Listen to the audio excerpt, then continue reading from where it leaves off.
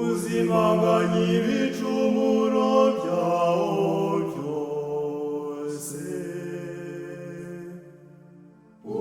Uhoraho, twereke impuhwe zawe, kandi uduhe umukiro wawe. Washubije inyuma ubukana bwawe,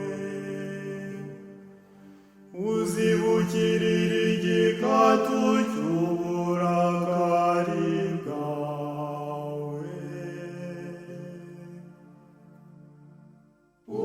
Uhoraho, twereke impuhwe zawe, kandi uduhe umukiro wawe.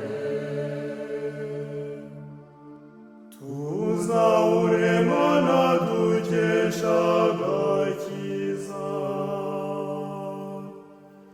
cubya uburakari udufitiye.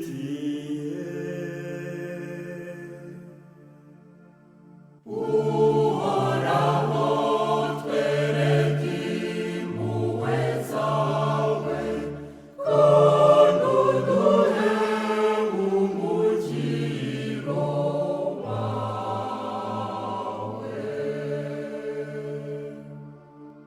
Mbese uzahora uturakari